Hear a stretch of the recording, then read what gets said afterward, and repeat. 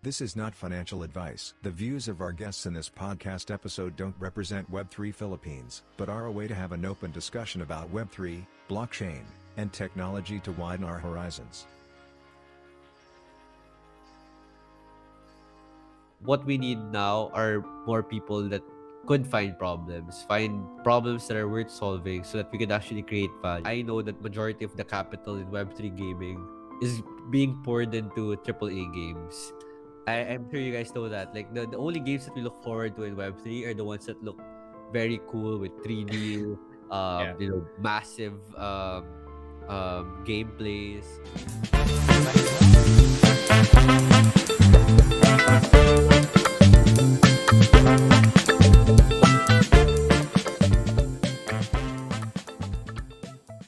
Hi guys. For tonight in our podcast, we will be discussing topics related to Web3, blockchain, and NFTs, wherein we will be touching, topics or issues or things that we might discuss with our guests locally and also internationally. So Zab here, one of the co-founders of Web3 Philippines, and we also have our guest here, Wesley, which is currently the founder of Wordle. So Brother Wesley, how are you doing? Maybe you could give a brief introduction about yourself. What are you currently building, and what you're currently working on in the Web3 space? Hi Zab, thank you for the introduction, and thank you also for having me here. Been looking forward to this, and yeah, to anyone listening here, I'm Wes. I started actually in the startup space 3 years ago, and I've been building in the Web3 space for almost actually more than a year, a little bit more than a year by now.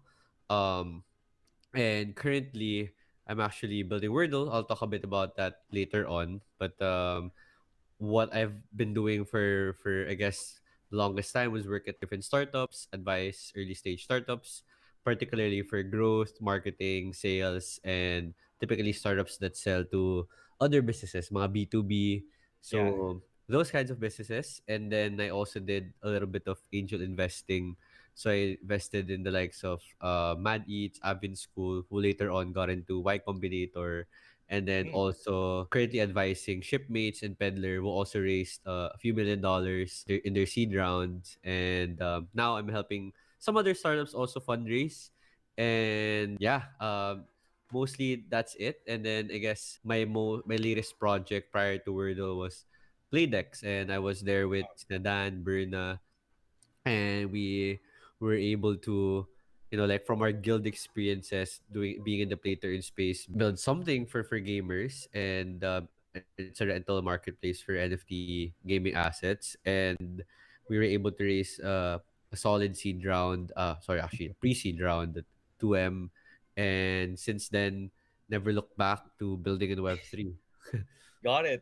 Thanks a lot, Brother Wes, for sharing those experiences of yours. How did you get started in the space, and which maybe we could touch on a little bit later.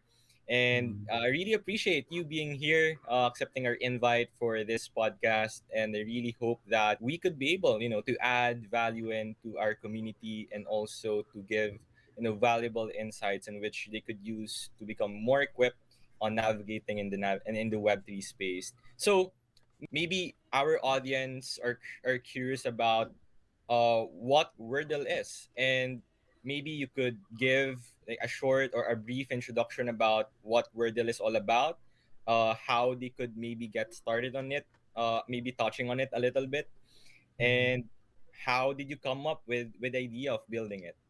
Yeah. Oh, no, I am actually. It's funny because this is probably like the nth time that I'm sharing this story, but it never gets old. And feeling ko nga parang ano the more I tell it, the more I share it, the more I feel compelled to actually just keep on doing it. Yeah. So nag-share ko lang siguro yung story and how it began. A little bit over last year, nung nasa LU ako. It was at the peak of people buying NFTs. It was the NFT craze. I'd say this because a few months back, people were already buying into NFTs. There were like all these news articles about people spending millions of dollars, hundreds of thousands of dollars buying NFTs.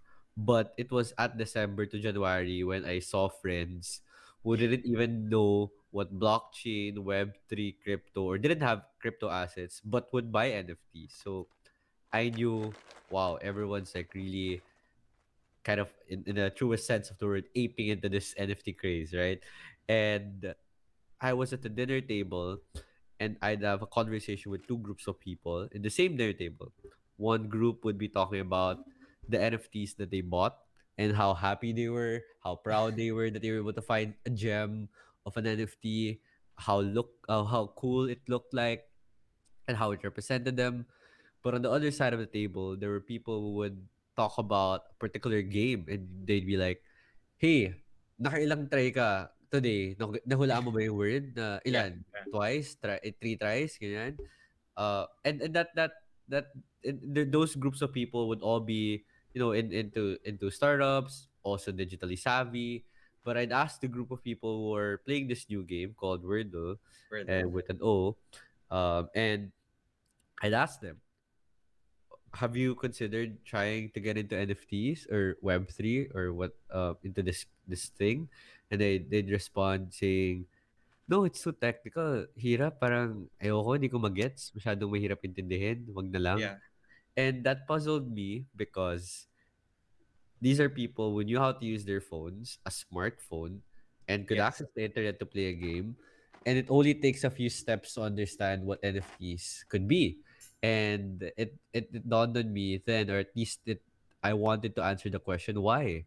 Why was it so hard for them? Or at least why did they feel intimidated to get into this new technology? And that's where I sort of started to think about what are the problems. I started to observe more carefully. Okay, maybe it's the way this technology is being communicated, like how there's a lot of focus on the technical jargons. When you try to get into the rabbit hole, there's literally a bajillion terms that you have to to go through just Exactly. to understand what this is, right? But Correct. at the end of the day, there's not a lot of efforts yet then to actually translate those technical jargons into everyday grade 5 language that someone who could use their smartphone could easily appreciate. So that's when I started to think about, okay, maybe it's the way it's communicated, maybe it's the way it's presented.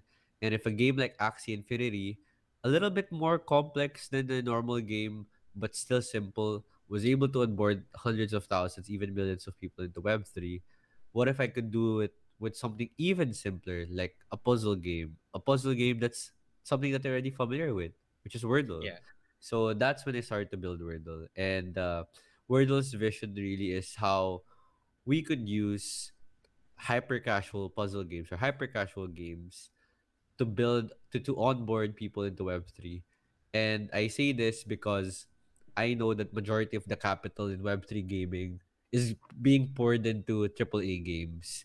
Yeah. I'm sure you guys know that. Like the only games that we look forward to in Web3 are the ones that look very cool with 3D, Yeah. massive gameplays, but no one's really. If I could at least based on my observation, no one's really looking into using very familiar or I guess simple to understand hyper casual games to get people to Web3. And that's what I want to bet on. So like I just want to fill that gap. And that's why I started Wordle.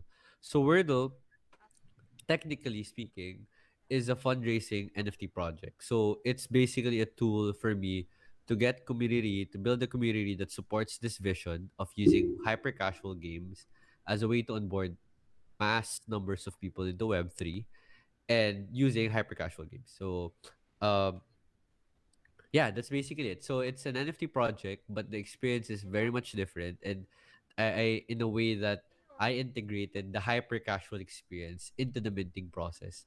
So basically, you have to play the puzzle game before you're able to mint the word and be part of that community.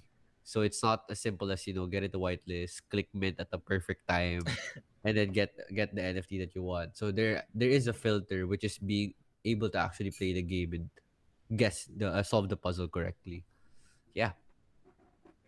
Yeah. Thanks a lot, brother, for sharing that.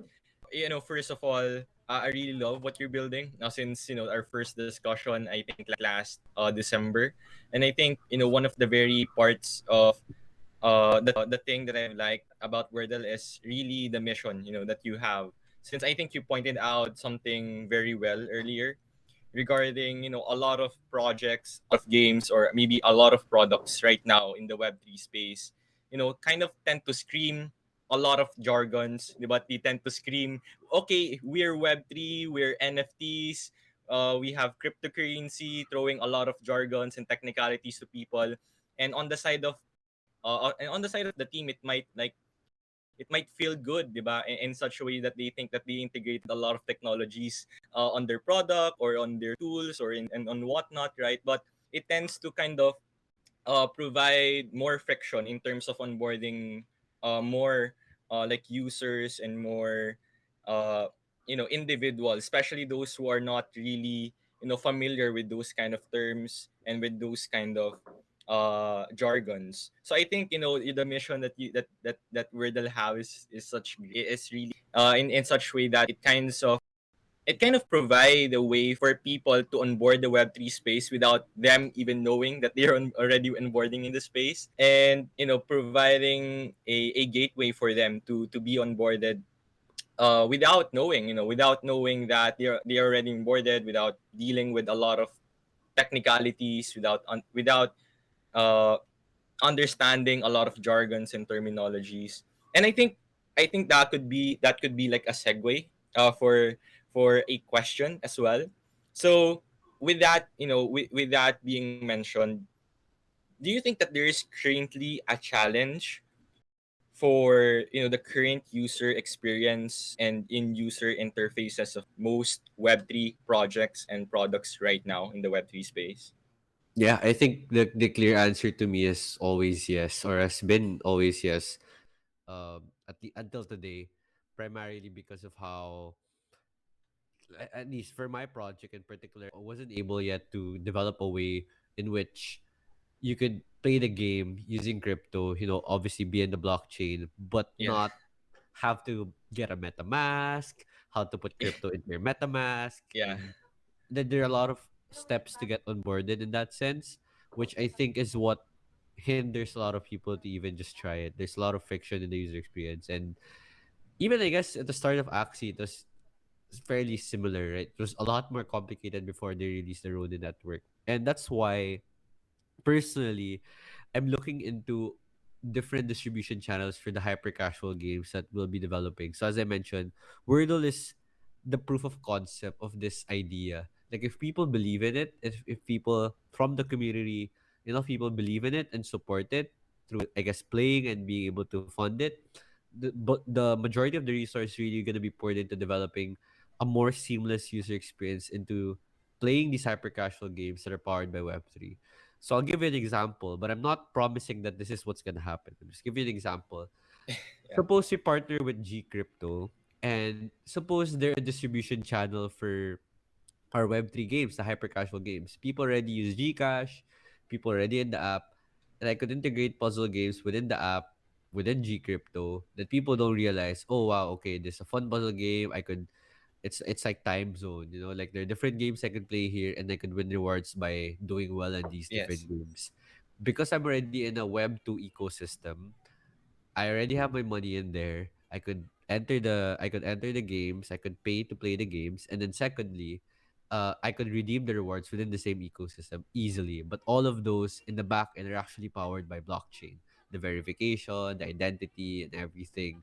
And that's the kind of seamless experience that I want to provide to users. The feeling that I didn't have to tell them that that ticket is an NFT or that Yes. reward is an Yes. NFT. You just kind of display the game, you use it, you redeem it, and like the way the back end supports it is actually powered by blockchain. And I think that's the best way that I could personally and genuinely believe would be the best way to onboard people into Web3. Yeah.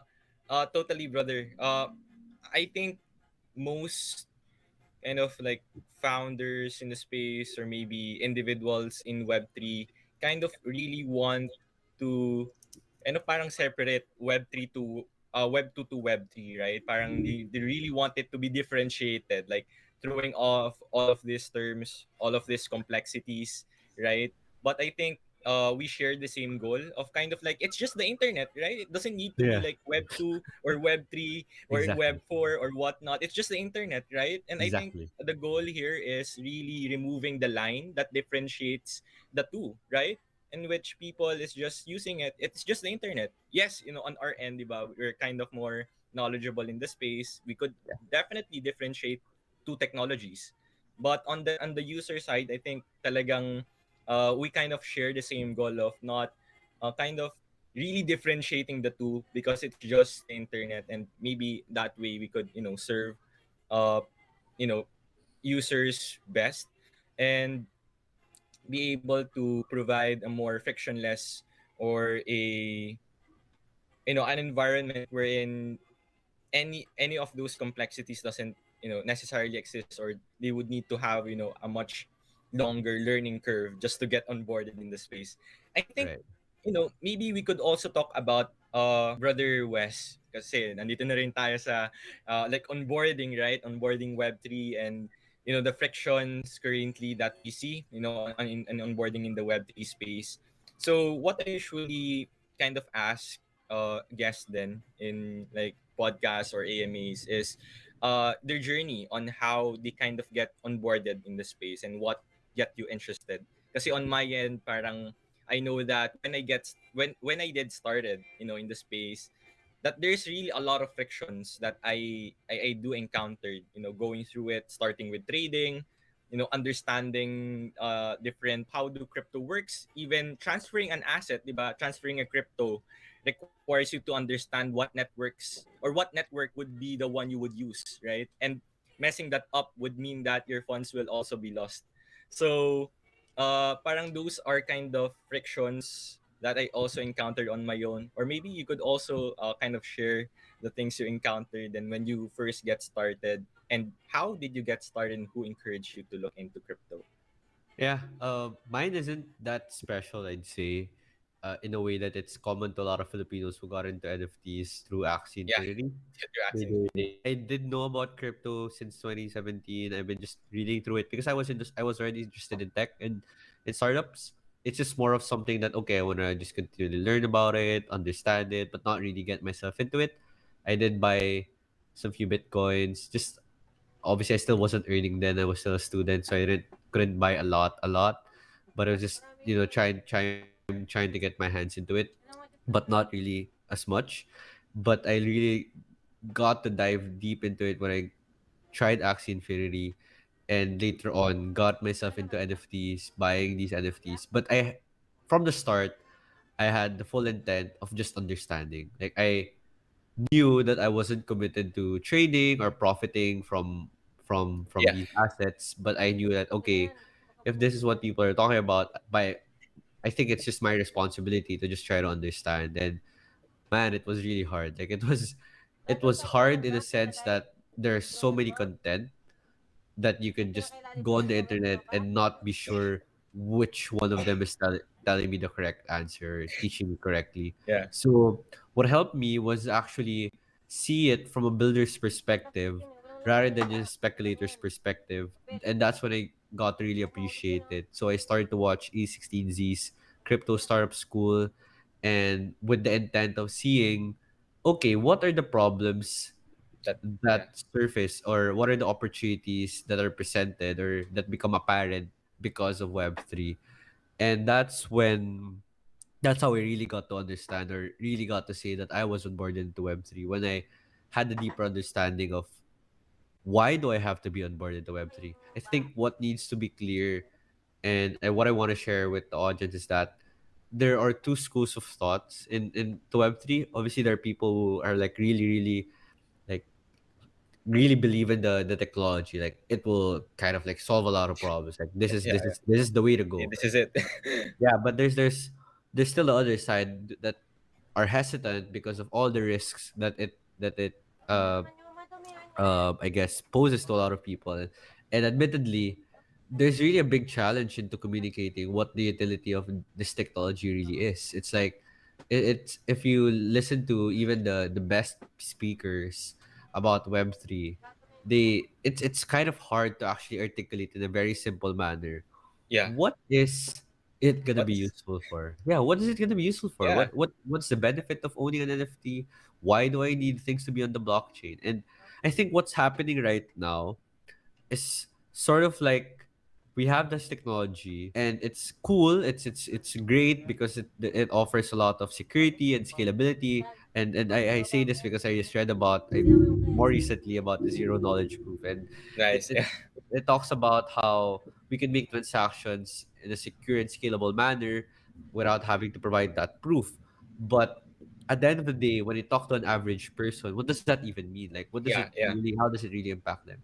And I think that's the very reason why I believe that people should be on board the Web3 in the easiest way possible, so that more people could start to think about it from a builder's perspective and not from a speculator's perspective. In the same way that we wanted people to be on board into the internet, period. How could you yeah, be able to provide solutions to problems that are apparent to where you are now? Because the people who are building in Web3 are majority from tech, like, like they're people who work in Web2. So they're not the yeah, most knowledgeable people in different industries, like in construction, film, arts, yeah. banking, Hell, etc. So it's hard to find problems when you're not in the industry where those problems are present.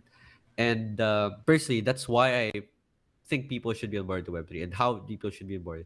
Easy, but they ease them in to think about problems that they're facing so that they could see Web3 as a potential solution into those problems.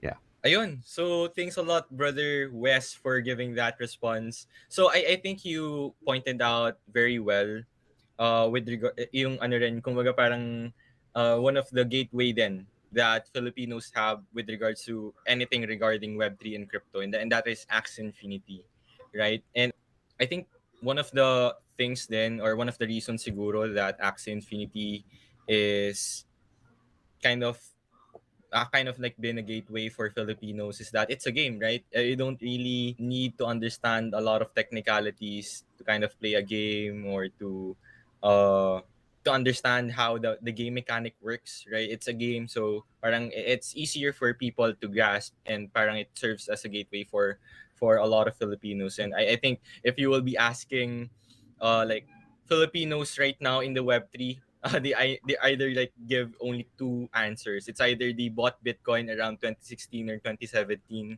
or they onboarded Axie last 2020 or 2021, right? Yeah. So I think you also pointed out as well earlier regarding on how this tech and how Web3 and all of this stuff are communicated to beginners, are communicated to those who don't have any knowledge in the space. Personally, on my end, I do have those kind of challenges, explaining it to my family and friends. But maybe you could also share it with, you could also share your experience on that. Like, have you talked about Web3 or NFT to your dad or to your family or within the dinner table, or have you shared it to your friends? And what are the reactions about it? Oh, I do that a lot, and I used to do it a lot more often just a few months back. And it's in a way, it was also quite challenging for me to even initiate the conversation Yeah, every single time, just because, again, it goes back to that question, okay, now what? Like, okay, understand it. What could I do with it, right? So, like, yeah, let's say I explained to my dad that Bitcoin is a cryptocurrency, people could use it to store value and transact, and it's like gold, whatever. I could use all these bunch of analogies, and now yeah. that he understands it, I can't exactly tell him what to do with that What to information. do next? Yeah, what to do with that information. So that's why I think the challenge really is to empathize first with these kinds of people and change the way we communicate it without, when you're selling Yes, to a company or a customer and you start by introducing who you are, what you are, you spend a lot of time doing that. At the end of the they day, don't the care. person, yeah, Yeah, they don't care. They don't care what you're talking yeah, about.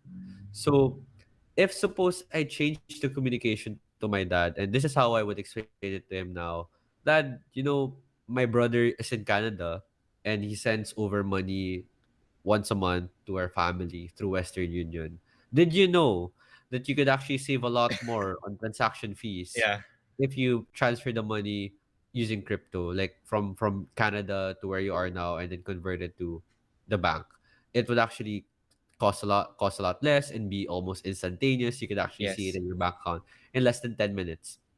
So that's how I would explain it to him now. And because that information, that transaction, that utility is of more importance to him as compared to, I guess, when I talk about crypto or NFTs with my girlfriend who's in film. And as much as I'd like to say, oh, NFT is digital Yeah, collectible, yeah. it's digital assets, ownership, I could basically tell her like, hey, you could use NFTs to fundraise for a film because NFTs are Yes. essentially a way for you to distribute the support, the allow people to support an idea that's not fully there yet, but you could sell and sort of build with them over time.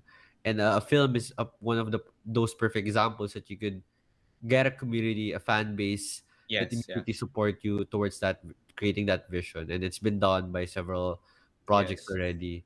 So I'd say that's kind of like the way it should be communicated.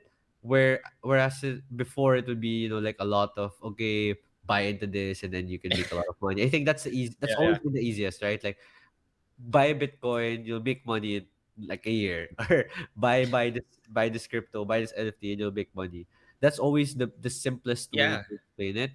But I personally wouldn't want to be, as much as a lot of people already do it, I wouldn't want to be contributing in that because this is what I think has worked for me or what I think has been working for the people that I talk to also. Yeah, definitely. I definitely agree, brother, with how you put it and how we should kind of communicate what this technology is all about. It's not about what it is, right? Or what it is all about, what are the definitions and so on. And it's all about how could it, add value into their daily life. How could I use it, in the things that I do in daily life. And I think with what you've mentioned then regarding like on how most people communicate crypto or Bitcoin.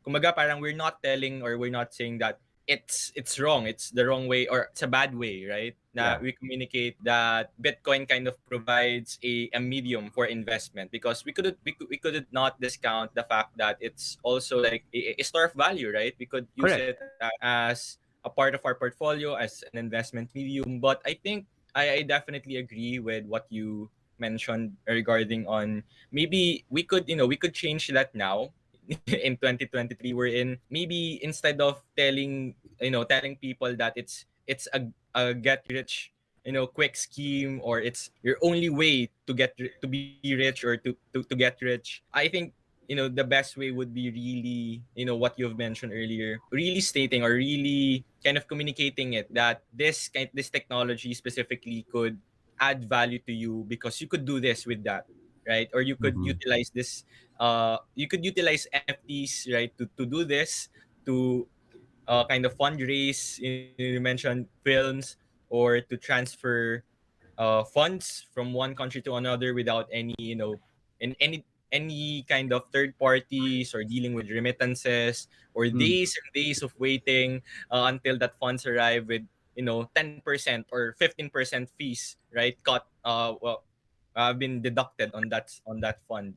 So I think it's definitely like would be a great way to communicate it now, especially that we've been a couple months already in the bear market. Yes, we are currently seeing a little bit of upside, price action, but we could still say that we're in the bear market. And if we would really need, if we would really push for mass adoption, I think what you've mentioned, the way we communicate it would really need to change. So I think we're also kind of tapping into the topic about how Filipinos onboarded, the Web3 space with Axie Infinity and so on, and the frictions that they encounter and the challenges they encounter in onboarding the space. So we know that currently Philippines is one of the leading players with regards to Web3 adoption, cryptocurrency holders, NFT holders, buyers and sellers, and also leading in terms of trading volume.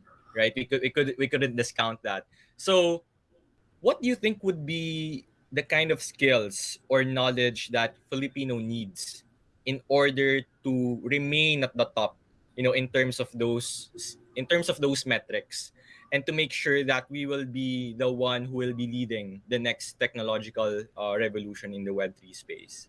Hmm. Okay. Personally, ang goal ko talaga sa buhay ko is to build yung Silicon Valley sa Philippines. As in, Wow. when I left my corporate job, I made it my life's mission to help startups, help people get into tech. Because nakita ko kung paano niya kayang baguhin yung economy ng isang bansa. And second, how it will Yes. also democratize people's access to growth, economic growth. And as you can see now, I know a lot of Filipinos can do remote work, and that's possible because of technology. And a lot of these businesses create a lot of value sa iba-ibang customer bases because of technology. And I don't see Web3 as anything separate from that. In fact, I see it more as part of this whole Part of, yeah. ecosystem of tech, basically. And to me, what's important in start or Web 2 and Web 3 is the same. I guess yung skill na kailangan ma-develop ng tao is to think like a builder, to think Yes. about problems that are they're passionate about, things problems that they know are worth solving, that people want to be solved, and use that as starting point and use technology to solve it. If the technology na kailangan gamitin is not Web3, then it's fine. It's okay. Yeah. If it's okay na gumawa ka lang ng G-form or let's Yes. say a Telegram community to let's say help people find internships, fine, do it. I say this because for us to be able to lead, to continue leading the Web3 industry or even put Philippines on the map in terms of the tech scene, it's when we're actually solving problems for people. And Yes. ideally, we'd be solving problems not just for the Philippines, but even at a global scale. So sana, uh, hindi siya about, like, it would be good kung meron mga tao na magaling mag-build ng dApps, mag-build Yeah. ng smart contracts. Great. Kasi kayo yung magiging building blocks of people who would find problems. And I think kaya ito babalik ako sa reason kung ba't gusto ko marami ma-onboard sa Web3. I don't want them to put in a lot of their money into Web3 or Yeah. even buy into a lot of NFTs. Ang gusto ko lang is maintindihan nila like what it could do. At the very least, Yeah. maintindihan lang and even try it from themselves. Kasi basta aware sila and educated sila and accessible sa kanila yung idea na yun, kung nasan man sila, kung nasa mang industry sila, nasan mang space sila in the Philippines, doon nila gamitin. Doon nila maalala na, okay, pwede palang gamitin tong solution na to. Rather than mag-devote ako ng time ko maging master of this technology, which is not, it's not bad. It's If not you bad. really Yeah. want to do it, go. And maybe at some point you'll find, you'll be partnered with someone you could support. Pero what we need now are more people that could find problems that are worth solving so that we could actually create value. So you mentioned earlier, brother, that one of your missions is really to kind of kickstart or maybe to pioneer, building the Silicon Valley for Philippines. And I really believe that you're kind of seeing your movements and going there, your steps going there.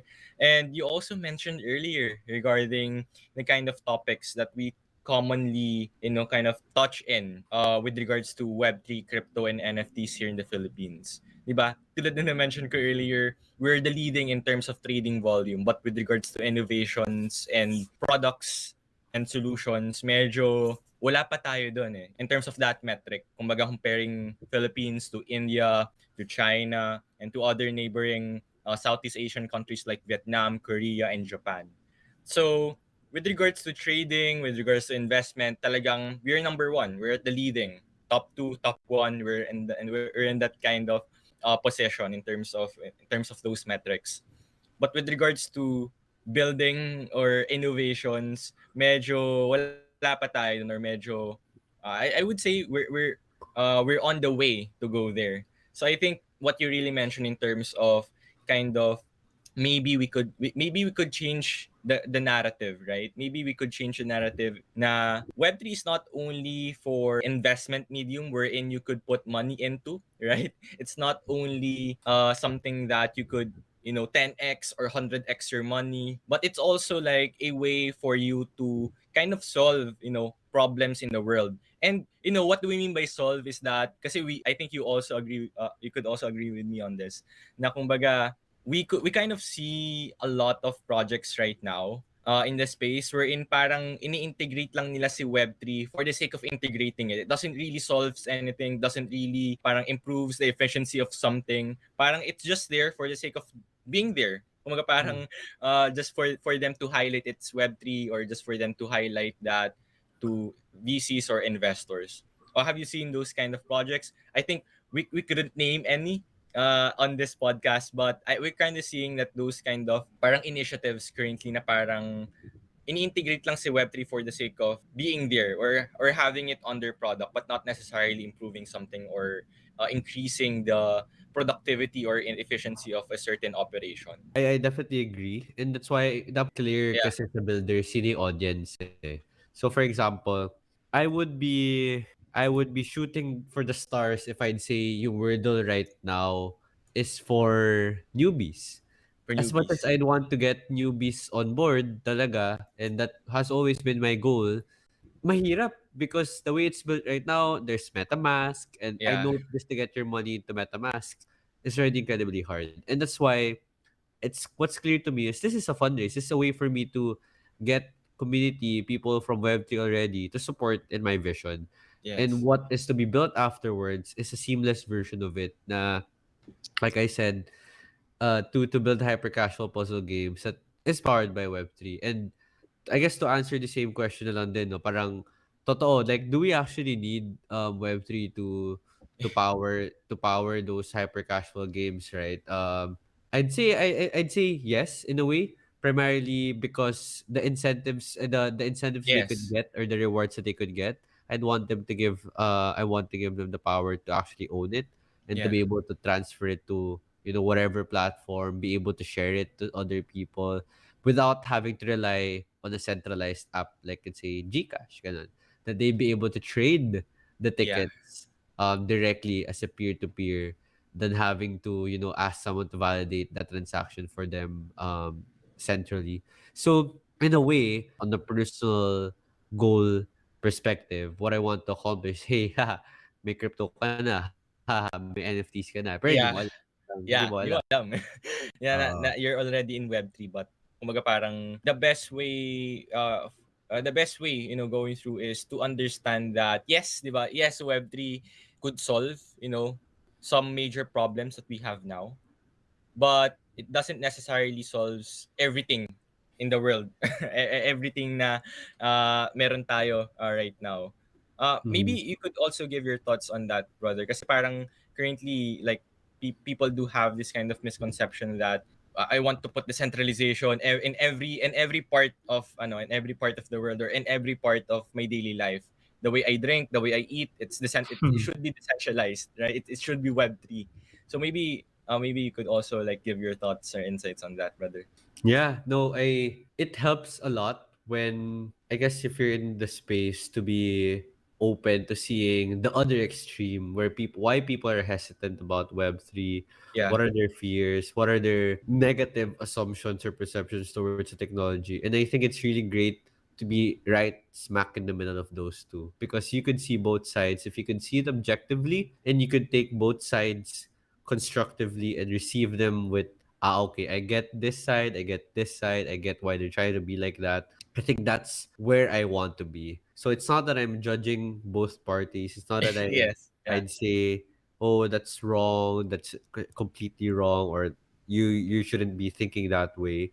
It's they're seeing from where they stand, and where I want to stand is in the middle of it, where I could sincerely and generally say, I Yeah. get why you could say crypto or NFTs is like a Ponzi scheme because of these historical This. Yeah. facts that transpired. And I get you also why you'd want to things to be decentralized, because you'd want to have your privacy, you'd want to be able to Yeah. enjoy your own personal security, and be able to do things independently of a government or someone watching over you, or even a bank institution. So I get you, but this is where I stand. And I'd say it being at the extremes of either, yeah, I'd say for me, it's not something that I would consider healthy for myself. Yeah. Yeah. Yeah, it's really hard to be like on either extremes. I think on anything in life, I think you should be in the middle, as always, because yeah, it's not healthy. And I think the really way to move forward is to understand that that there are both sides of the coin, Mm-hmm. that there are really like the other extreme and this extreme, in which you understand the both parties, and you kind of like being in the middle. You kind of like understand and take advantage of those both ideas and work through, Right. through something in the Web3 space. So I Correct. guess we could move on with the next question, brother, which is touching in more into your experience with startups, right? We mentioned a lot about startups here in our podcast, and you mentioned that you also worked for a couple of startups like Paymongo and Playdex, in which I think I've also used in the past few months. So maybe you could give a little bit of your experience on that, and maybe how did it help you with your journey in the space, and the knowledges that, or the skills or knowledge that you have been able to acquire on working on those startups. Sure. And the way I'd see my experiences or in essence, yung natutunan ko sa Paymongo and Playdex is really how do I move money? In essence, how do I move money? How do I make it easier? How do I Yeah. make it more efficient?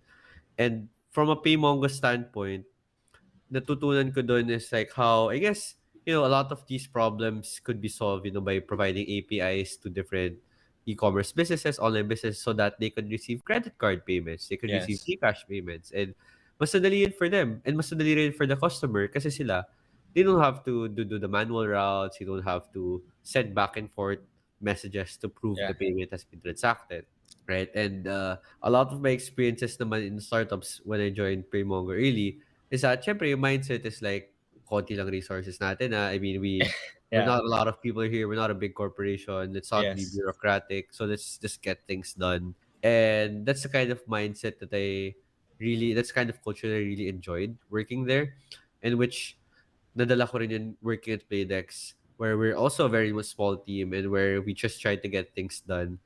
And just taking a step back again on that money movement narrative, when I went to Playdex and really immersed myself, it is supporting the play to earn space, or it is supporting the Web3 gaming Yeah. space.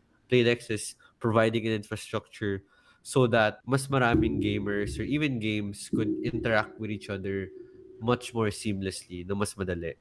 Yeah. And it is money movement in the context of games. And how do we make it much easier for these parties to transact? So, why money movement is important is because part na siya ng nature ng tao eh. Kung dati nagtatransfer na tayo napapalitan tayo ng baka, naging Yeah. silver, naging Yeah. silver, tas naging paper bills. Now, it just used to happen online. Like, we're exchanging zeros and Changing. ones. Correct. So, now that we're exchanging zeros and ones, the optimization is who's gonna facilitate the transaction? How fast is it gonna How be? fast? How are we gonna verify the transaction? And I see both Paymongo addressing a particular problem to where people already are now, meaning they're online Yes. businesses, may credit cards yung mga tao. So provide a solution for that. Doon naman ako sa Web3 side, how do I move more people's money from their crypto wallets to a game's currency, right? From where from that point of view. So, papasok tayo dun sa skills and sa soft skills. I'd say it's really about finding those problems ka, like really understanding ano ba yung problema talaga ng user mo and how are you actually solving it. If you're not solving it, then you Then need to find a way around yeah, it. I definitely admire your journey, brother, with regards to coming from a startup background, and I guess working also on a startup in the Web3 space. That's kind of tough because a lot of people parang already understand, diba, the difficulty of being in the Web3 space, and then you're in the startup in the Web3 space, and it kind of like it's more kind of challenging, comparing it to like maybe the other like tech industries, right, and so on, because it's very fast paced, wherein maybe tomorrow there will be like a new thing na naman, and then pagising mo meron na namang bago, and there will be Hmm. like a new kind of update into something, and so on. So basing from your experience in startups, brother, you've worked with both startups in web 2 and web 3, and I think you have been able to really have parang a clear differentiation between both your experience in dealing with or in working with startups in both Web 2 and Web 3. Building a market that's capable of supporting a technologically advanced economy, and then on the other end of the spectrum of money is yung capital that's being poured in. So paano mo ibebenta or i-value ng malaki yung isang startup or technology company in the Philippines Yeah, unless mag-expand siya regionally. expansion. Yes. So kung wala yung mga options na yun, it's a big hurdle. And I think still trying to get there, you know? Kakamura nga lang ng sibuyas recently eh. So, Yeah, yung mga ganung those problema those dinadaanan things. pa natin, di ba? Yeah, Uh, all the more, talent pool, you know, kulang, very small portion of our talent are staying here, and even more being able to actually build. Wala pa tayong, in terms of, I guess, developers, I'd say I learned this I'd say this not to discredit the quality of our developers in the Philippines. It's just that disadvantage lang tayo, and it's a very different process, or it's a very different mindset if you could build with that perspective, right? So to top things off, I guess as a final point to ano pa yung nating ma-address would be government support. They have non-dilutive funding on all levels of the government, meaning national, regional. Dito, wala pa tayo doon. Tapos, hindi pa ganun ka-robust yung support ng government natin to funding and yeah, supporting startups at scale. So, while I don't want to discredit all the efforts, you know, there are a lot of efforts. There's a lot of progress that we've made and we're making, and so many great people are building in this space and pushing the ecosystem forward. I guess what's important is we keep our heads down and remember that okay, the work is just has just started and we have a yes. long way to go. Yeah, definitely. We could be optimistic all day, but at the end of the day, right, we would need to understand that marami pa tayong need na ma-work out. And I think one of the valuable things then that maybe we could look forward to is the support of the government in terms of, bringing a platform wherein startup could thrive, and more founders will be encouraged, to build and to explore more solutions in order to solve problems and be able to also help our country as a whole in terms of technological innovations, not only in Web3, right, but Mhm. also in all of the aspects of the technology and all, and maybe on other markets as well. Ayun, thanks a lot, brother. And I think that'll be like the last question for tonight. So maybe to top things off for this podcast, would you love to give any kind of plug for Wordle, any plans or any initiative for Wordle that I know users or players would be interested to knowing more or be looking forward for in the future, or any Yeah. kind of events that you will be looking into or looking forward to this year. Okay, for Wordle naman, a big announcement that we'll be making is that we're having prize pools that we'll be awarding to players. So meaning if you are one Oh, of the people who collect the most words, the prize pool goes up to currently to 2 ETH. To 1 ETH will be awarded to the top one, and then so on and so forth. And we'll also have a bunch of other challenges that will be rewarding to players. So stay tuned to that and follow at Wordle at W3RDLE Wordle on Twitter for you to get more announcements, and join our Discord eventually. We'll be linking it in our Twitter page. And on a personal note, if you're a builder, if you're someone who's building something in the space or you want to collaborate, I'd be happy to just chat with you, explore things that we could do together. I think that's sort of my priority right now. In fact, I'm doing some consulting work also for a Web3 startup based in the US who's building in the domain Web3, Web2 domain space. So I'm starting with them. I've been actually working with them since November, and on a part-time basis, but I'm formally helping them out this month. So if you're of that sort, building something, and you would need some sort of help, I'd be happy to offer my services to you. Or even if you just want to chat and collab, if you have a community that you want to explore how we could partner up together with Wordle, by all means. And lastly, just follow me on Twitter at WESDC WestDC. And yeah, let's chat. Happy to build with you guys, biddle with you. Vidal. Yeah, thanks a lot, brother.